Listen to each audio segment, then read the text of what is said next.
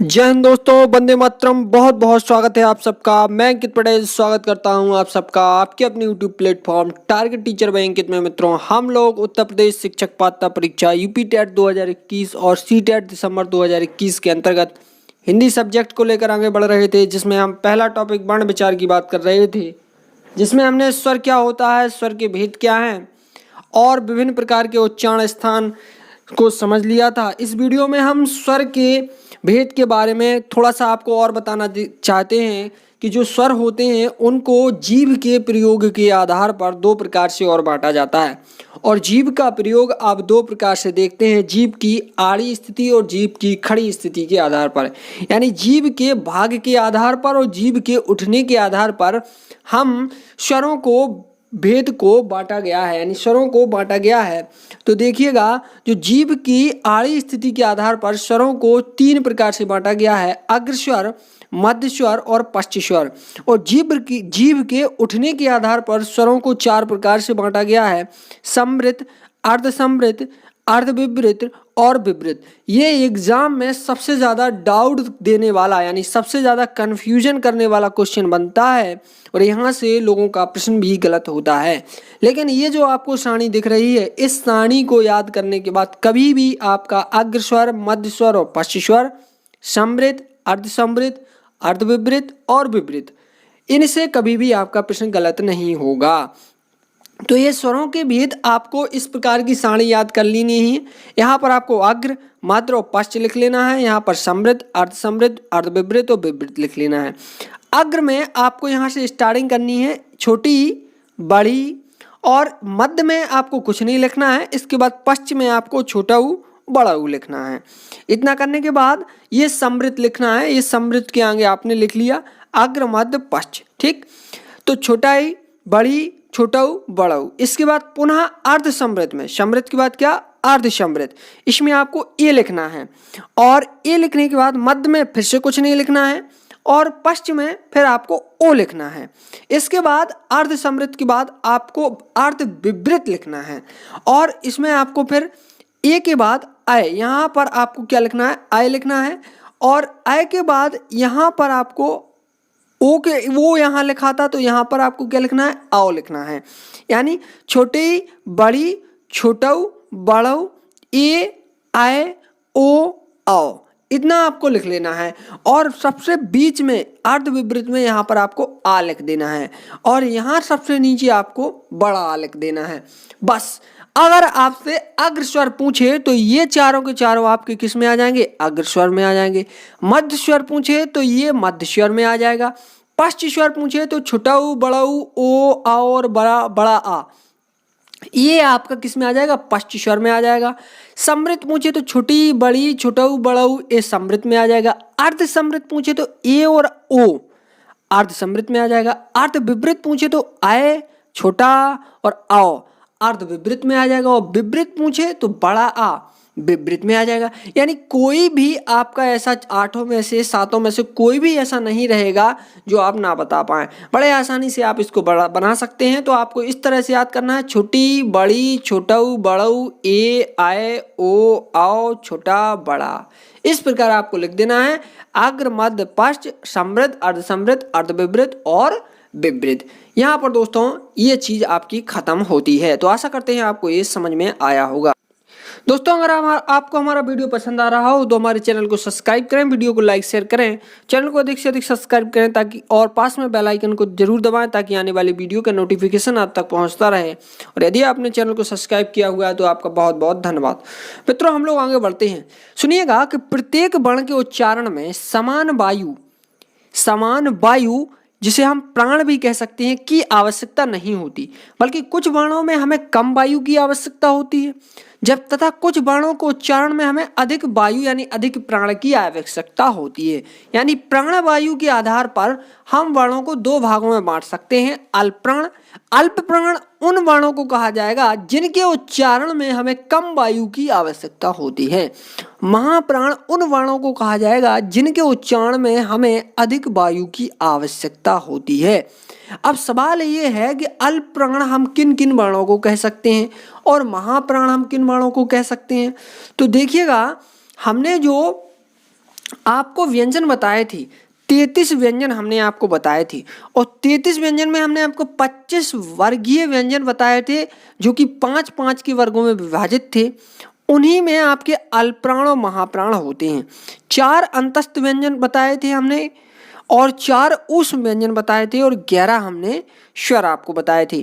तो देखिएगा अल्प प्राण क्या होता है। देखो प्रत्येक वर्ग का, समझिएगा कि प्रत्येक वर्ग का जो हमने आपको बताया था कि प्रत्येक वर्ग का पहला अक्षर, तीसरा अक्षर और पांचवा वर्ण, पहला तीसरा और पांचवा वर्ण आपका अल्प प्राण होगा और दूसरा और चौथा वर्ण क्या होगा, महाप्राण होगा। यानी कि यहाँ पर आपको ध्यान देने वाली बात क्या है, यहाँ पर आपको 5 वर्ग दिख रहे हैं, ये वर्गीय व्यंजन है आपके। और इन वर्गीय व्यंजन में पहला, प्रत्येक वर्ग का पहला वर्ण, प्रत्येक वर्ग का तीसरा वर्ण और प्रत्येक वर्ग का पांचवा वर्ण।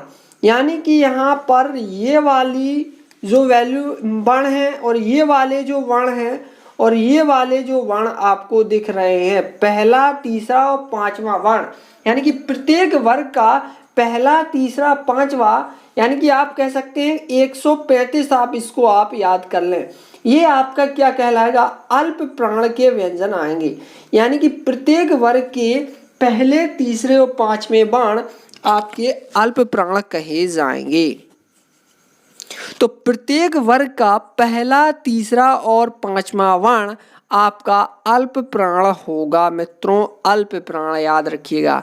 और जो महाप्राण होगा वो क्या होगा, प्रत्येक वर्ग का दूसरा और चौथा वर्ण, प्रत्येक वर्ग का दूसरा और चौथा वर्ण आपका महाप्राण होगा। यानी यहाँ पर 24 आप याद कर लें तो ये आपका क्या हो जाएगा, महाप्राण होगा। तो प्रत्येक वर्ग का पहला तीसरा और पांचवा वर्ण अल्प प्राण और प्रत्येक वर्ग का दूसरा और चौथा वर्ण आपका महाप्राण होता है। अल्प प्राण में उच्चारण में हमें कम वायु की आवश्यकता होती है उच्चारित करते समय, और महाप्राण में हमें अधिक वायु की आवश्यकता होती है उच्चारण करते समय। चलिएगा अल्प प्राण और महाप्राण को समझने के बाद हम कुछ और चीजें समझते हैं और यहाँ हम आपको बताना चाहेंगे कि सभी वर्णों के उच्चारण में स्वर तंत्रियां समान रूप से झंकृत नहीं होती हैं।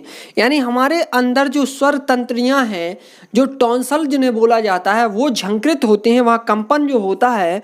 कुछ वर्णों के उच्चारण में स्वर तंत्रियां कम झंकृत होती हैं और कुछ में अधिक, जिसे हम कहते हैं घोषत्व के आधार पर। घोषत्व के आधार पर वर्णों के अगर हम भेद करना चाहें तो हम किस प्रकार करेंगे मित्रों, समझिएगा कि जो स्वर तंत्रियां हैं जिनमें झंकार उत्पन्न हो रही है, जो झंकृत हो रही हैं कंठ पर, जहां पर आपकी स्वर तंत्रियां टॉन्सल हैं, वहां पर झंकार को घोषत्व के आधार पर वर्णों के 2 भेद किए गए हैं। वो अघोष और सघोष में किए गए हैं। अघोष, अघोष का मतलब है कम नहीं, यानी झंकृत होना। आ का मतलब है कम या नहीं और घोष का मतलब है झंकृत होना। यानी वे वर्ण जिनके उच्चारण में स्वर तंत्रियां कम झंकृत होती हैं उन्हें अघोष कहते हैं।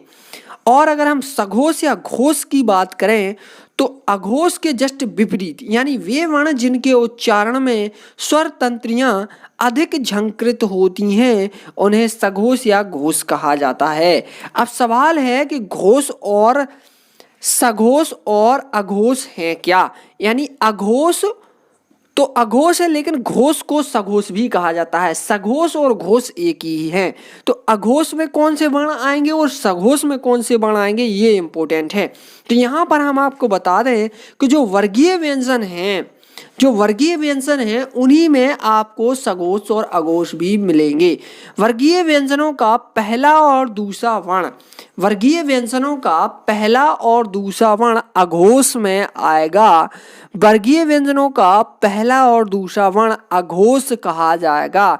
यानी प्रत्येक वर्ग का पहला और दूसरा वर्ण अघोष होगा और तीसरा चौथा पांचवा वर्ण सघोष होगा। यानी कि हमारे कहने का मतलब है कि जो का खा है, चा छा टा ठा ता था पा फा, यानी प्रत्येक वर्ग का पहला और दूसरा अघोष की श्रेणी में आएगा और सघोष की श्रेणी में क्या आएगा, प्रत्येक वर्ग का तीसरा, चौथा और पांचवा सघोष की श्रेणी में आएगा। अब यहाँ पर ध्यान देना कि जो पहला और दूसरा वर्ण है ये अघोष होगा आपका, और तीसरा, चौथा, पांचवा सघोष होगा। लेकिन अघोष में आपके सा और सा यानी तीनों सा, सीटी वाला सा, पा वाला सा और रा वाला सा, यानी कि मूर्धन सा, दंती सा और तालव्य सा, तीनों सा आपके क्या हो जाना है, आ जाना है और आ जाएंगे। और इसके बाद सघोष या घोष में आपका या रा लावा और हा भी आपका आएगा। मित्रों इस बात को याद रखिएगा कि अघोष में सा और घोष या सघोष में साथ में या रा लावा और हा, या रा लावा और हा भी आपका आता है। इतनी चीज़ों को आप बनाए रखें। यहाँ पर आपको ध्यान देना यही था कि प्रत्येक वर्ग का पहला और दूसरा अक्षर अघोष होगा, साथ में सा और सा होगा, और सघोष में तीसरा, चौथा और पांचवा, प्रत्येक वर्ग का तीसरा, चौथा, पांचवा सघोष होगा, और या रा लावा हा भी सघोष होगा।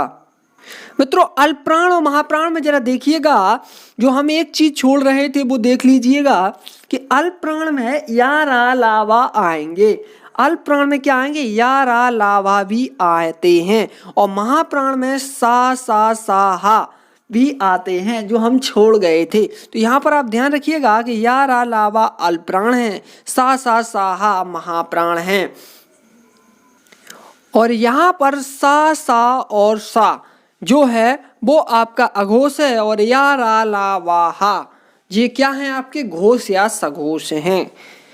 थैंक यू दोस्तों। आज की वीडियो में हमने क्या क्या जाना, हमने जाना कि अग्र स्वर क्या है, मध्य स्वर कौन कौन से हैं, पश्च स्वर क्या है, विवृत क्या है, अर्धविवृत क्या है, समृत क्या है, अर्धसमृत क्या है। इसके बाद हमने जाना कि अल्पप्राण और महाप्राण क्या है, यानी प्राणवायु के आधार पर स्वरों का, बाणों का वर्गीकरण किया, और घोषत्व के आधार पर यानी झंकृत होने के आधार पर, स्वर तंत्रियों के झंकृत होने के आधार पर भी हमने क्या किया, हमने इनको कैटेगराइज किया घोष में और अघोष में, यानी सघोष और अघोष में कैटेगराइज करके इनको भी हमने जाना। तो आज की वीडियो में बस इतना ही। हमारे चैनल को जरूर सब्सक्राइब करें, हमारे चैनल पर इसी प्रकार की वीडियो आपको उपलब्ध होते रहेंगे। वीडियो को लाइक शेयर जरूर करें ताकि आने वाली वीडियो का नोटिफिकेशन आप तक, और पास में बेल आइकन को जरूर दबाएं ताकि आपके पास प्रत्येक वीडियो का नोटिफिकेशन पहुंचता रहे। थैंक यू दोस्तों, धन्यवाद।